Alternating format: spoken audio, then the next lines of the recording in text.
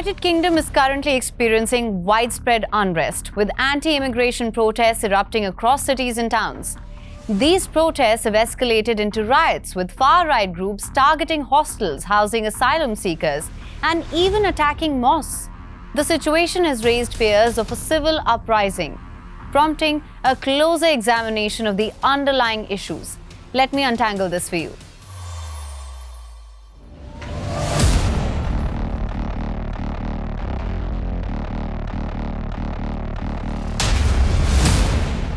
First things first, on the 29th of July, 3 girls were killed at a tragic stabbing incident at a Taylor Swift-themed dance workshop in Southport, Northern England. The kids were aged between 6 and 9.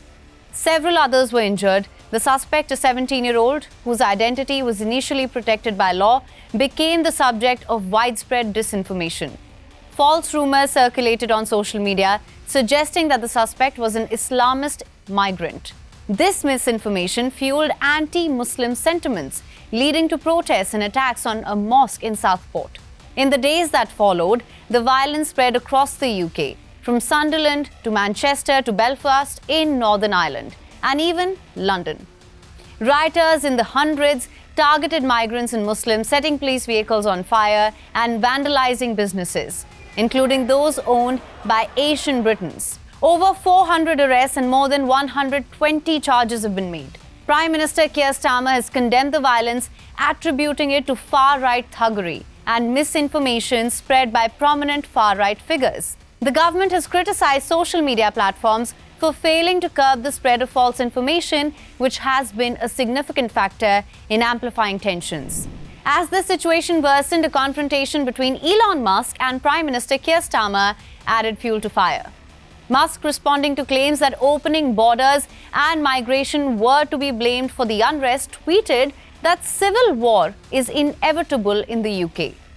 The UK government quickly rebuked Musk, stating that his comments were unfounded and did not represent the views of the British people.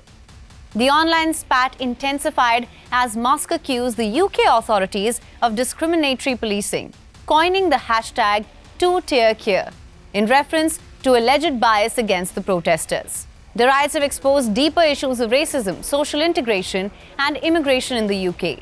While some protesters claim to be patriots defending the British society, anti-racist groups argue that these sentiments are a thinly veiled excuse for extremism.